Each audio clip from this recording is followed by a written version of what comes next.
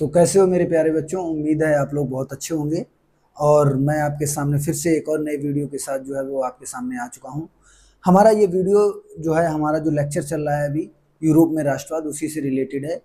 तो इस अगले लेक्चर में हम जो है कुछ इंपॉर्टेंट टॉपिक्स जो हैं यूरोप में राष्ट्रवाद के, उनके बारे में जानेंगे। वीडियो ज़्यादा लंबा नहीं होगा, इसलिए वीडियो को एंड तक जरूर देखिएगा और वीडियो को लाइक और कमेंट जरूर करिएगा। ठीक है, अगर आपको कोई डाउट है तो आप डाउट भी जरूर उस पर कमेंट करिएगा।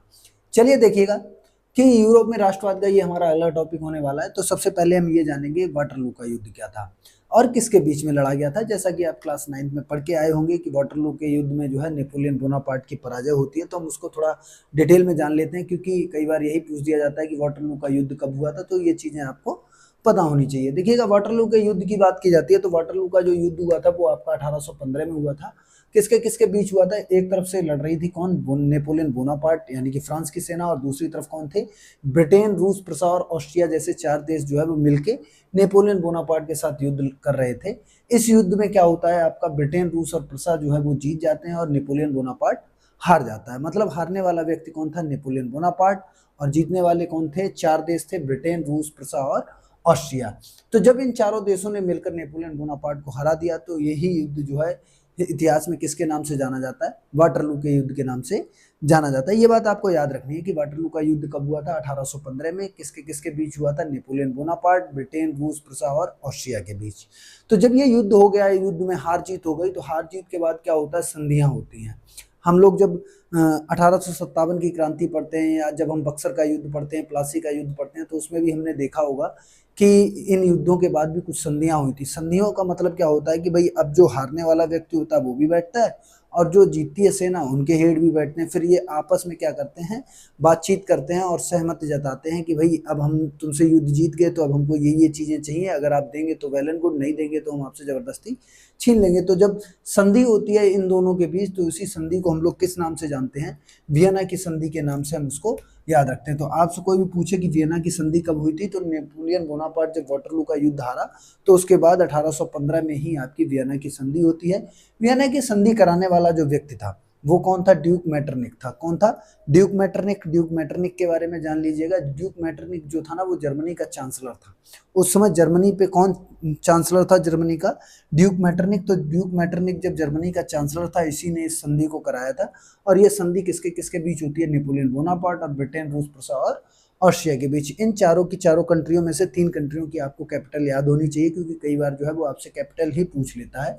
तो ब्रिटेन की कैपिटल लंदन है, रूस की मॉस्को और ऑस्ट्रिया की वियना है। तो ऑस्ट्रिया की कैपिटल में ही क्या हो रही थी? आपकी संधि हो रही थी, इसीलिए इसको वियना संधि के नाम से जाना जाता है। कराने वाला व्यक्ति कौन था? Duke Metternich. क्या काम किए गए भाई? ये संधि जो थी, जो नेपोलियन बोनापार्ट के साथ ये संधि हुई, तो इस संधि में काम क्या किए गए? इस संधि में साफ सबसे पहले काम किया गया कि बुर्बो वंश की फ्रांस में दोबारा से स्थापना की गई। आपको याद है ना, 1789 में लुई 16 कौन से वंश का शासक था? बुर्बो वंश का। तो वो उस टाइम पे हट गई थी, बुर्बो वंश उस टाइम पे हटा दिया गया था। तो फिर दोबारा से इस संधि में क्या किया गया? वहां पे बुर्बो वंश की स्थापना की गई और फ्रांस की सीमा पे नए नए राज्य बना दिए गए। नए राज्य इसलिए बनाए गए ताकि इन फ्यूचर फ्रांस जो है वो अपने आप में विस्तार ना कर सके, इसलिए इसकी सीमाओं पर क्या किए गए? नए नए राज्य बनाए गए। और तीसरा काम क्या किया गया? यूरोप में रूढ़िवादी व्यवस्था को स्थापित किया गया। मतलब जो पुरानी सोच के लोग थे, तो ये पुरानी सोच के लोगों का ये मानना था कि जैसी चीजें चलती आ रही हैं वैसी ही चीजें चले, किसी भी प्रकार कोई भी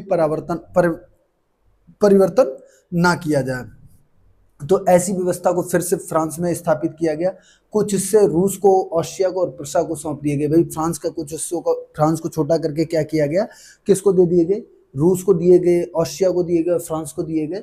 और उसके बाद कुछ नए राज्य स्थापित किए गए, जैसे नीदरलैंड तथा बेल्जियम जैसे नए नए राज्यों की स्थापना की गई। तो इतनी बात आपको यहाँ तक क्लियर हो गई होगी कि साहब, आपसे कोई पूछे कि वाटरलू का युद्ध कब हुआ था, तो आप क्या बताएंगे? 1815 में। वाटरलू का युद्ध में कौन कौन लड़ा था? तो नेपोलियन बोनापार्ट, एक तरफ ब्रिटेन, रूस, प्रसा और ऑस्ट्रिया की सेनाएं थी।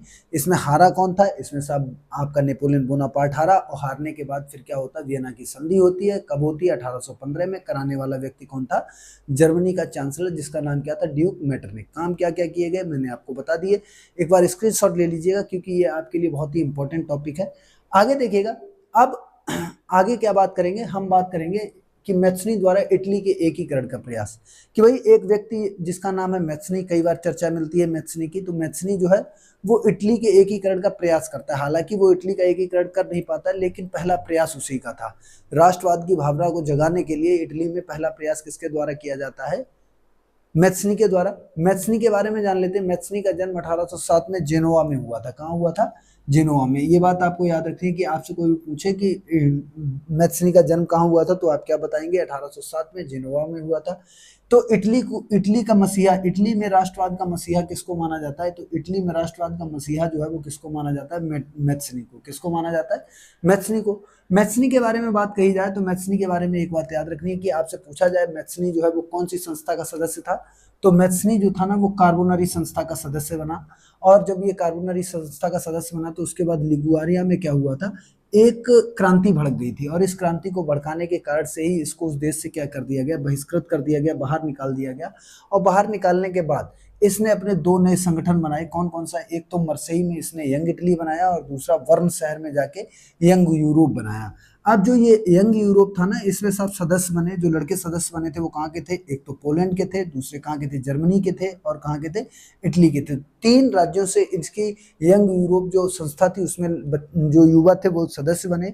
और जब युवा इसके सदस्य बने तो इसने जो है इसीलिए इसको जो है इटली के एकीकरण का प्रथम प्रयास माना जाता है। हालांकि वो सक्सेस नहीं रहा। तो ये चीजें हमने जानी किसके बारे में? मैथ्सनी के बारे में। कि मैथ्सनी के बारे में आपसे पूछा जाए तो क्या याद रखना है कि मैथ्सनी का जन्म कब हुआ था? 1807 में। कहाँ हुआ था? जेनोवा में। साहब कौन सी संस्था का सदस्य था? कार्बोनरी का। उसके बाद कहाँ पे क्रांति भड़क गई थी इसके कारण? लिगुआरिया में। लिगुआरिया में क्रांति भड़कने के कारण इसके साथ क्या किया गया? इसको बहिष्कृत किया गया। उसके बाद इसने क्या किया? इसने साथ 2 नई संगठन बनाए। एक का नाम क्या रखा? Young Italy. और दूसरा कौन सा रखा? इसने दूसरे संस्था का क्या नाम रखा? Young Europe. यंग यूरोप में सदस्य कौन, कहाँ के लड़के बने, कहाँ के युवा बने? पोलैंड के, जर्मनी के और इटली के युवा जो है इसके सदस्य बने। उसके बाद मैथ्सनी के बारे में ये कहा जाता है कि मैथ्सनी जो था ना वो राजतंत्र का घोर विरोधी था। ये भाई राजतंत्र को पसंद बिल्कुल भी नहीं करता था। ये चाहता था कि भाई सभी मनुष्य जो है वो प्रकृति की देन है, और इनको अपना जीवन प्रकृति के अनुसार ही व्यतीत करना चाहिए, ना कि किसी के अंडर आके या किसी भी राजा के अधीन रह के जो है इनको जो है अपना जीवन व्यतीत करना चाहिए। इसलिए ये राजतंत्र का क्या था? घोर विरोधी था।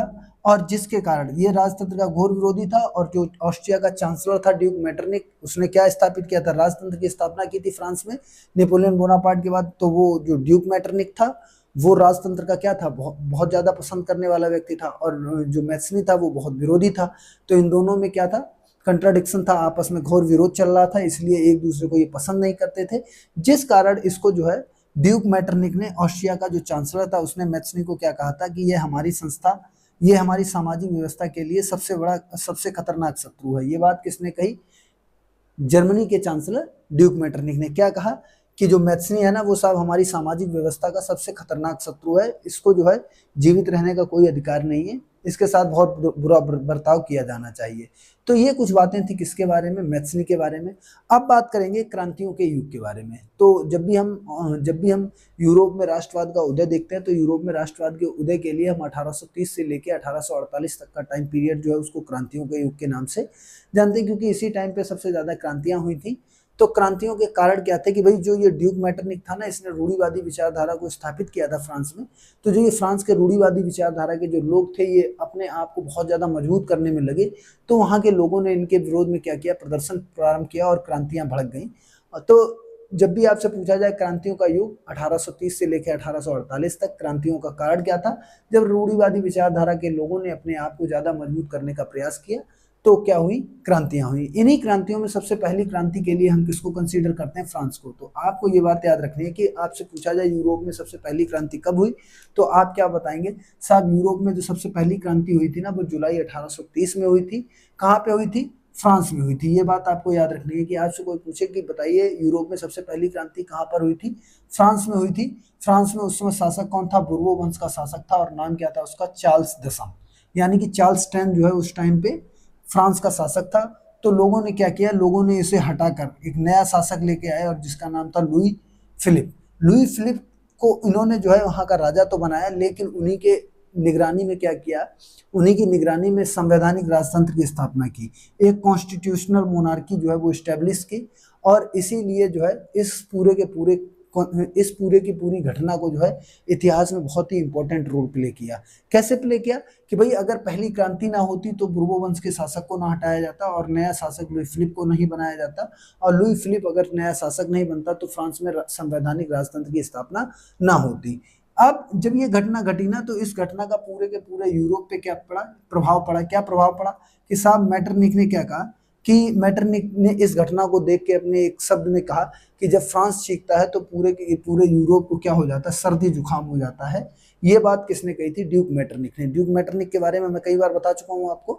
आपको याद रखना है कि ड्यूक मेटरनिख जो है ना वो जर्मनी का चांसलर था और जो किसको सपोर्ट करता था? राजतंत्र को। लेकिन जैसे ही पहली क्रांति होती है जुलाई 1830 में, कहाँ पे? फ्रांस में।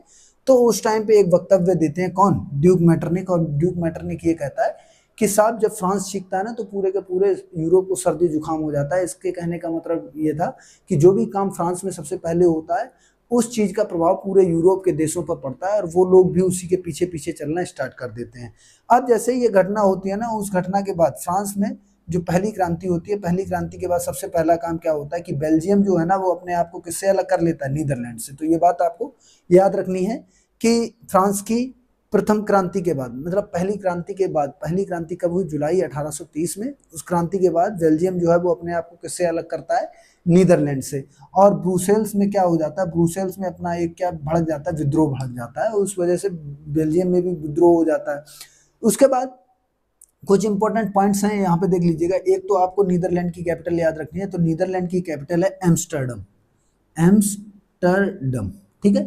तो आपसे कोई भी पूछे कि नीदरलैंड की कैपिटल क्या है तो नीदरलैंड की कैपिटल है एम्स्टर्डम। और ब्रुसेल्स जो है वो कहाँ की कैपिटल बनी थी बाद में? ब्रुसेल्स जो है अभी वर्तमान में ये किसकी कैपिटल है? बेल्जियम की कैपिटल है। तो ये बात आपको याद रखनी है, ठीक है। आपसे कोई भी पूछे बेल्जियम कहाँ की कैपिटल है? ब्रुसेल्स की। और एम्स्टर्डम कहाँ की कैपिटल है? नीदरलैंड की। फ्रांस की कैपिटल आपको पता ही है क्या है? फ्रांस की कैपिटल क्या है? पेरिस है। और ब्रिटेन की कैपिटल लंदन है। रूस की मॉस्को है। ऑस्ट्रिया की वियना है। इटली की बात करेंगे तो इटली की आपको पता ही है रोम है। और रोम के लिए बहुत एक प्रचलित शब्द इस्तेमाल किया जाता है कि जब रोम जल रहा था तो नीरो बांसुरी बजा रहा था। तो वो एक अलग कॉन्सेप्ट है। जब उसको हम भारत में राष्ट्रवाद के उदय के बारे में जब पढ़ेंगे तो वहाँ पे हम थोड़ा उसके बारे में थोड़ा इंपॉर्टेंट डिस्कशन करेंगे, तब हम आपको बताएंगे। तो एक बार इस पूरे के पूरे चार्ट का जो है आप स्क्रीनशॉट ले लीजिएगा, क्योंकि ये ब्रीफ इंफॉर्मेशन है आपके लिए, बहुत ही इजी, और 5 मिनट में आप इसको जो है कंठस्थ कर सकते हैं। और भी ऐसे ही कंटेंट को प्राप्त करने के लिए आप हमारे चैनल को अभी सब्सक्राइब करिएगा और साइड में जो बेल आइकन लग के आ रहा है उस बेल आइकन को दबा लीजिएगा ताकि हमारे आने वाले वीडियोस के नोटिफिकेशन आप तक पहुंचते रहें। पता कि वीडियो में आज वाले में इतना ही था। मैंने जो इंपॉर्टेंट पॉइंट्स थे उन पे डिस्कस कर लिया है और इस चैप्टर से रिलेटेड अगला वीडियो आपको कल मिल जाएगा, ठीक है। मिलते हैं आपसे अगले वीडियो में। जय हिंद, जय भारत।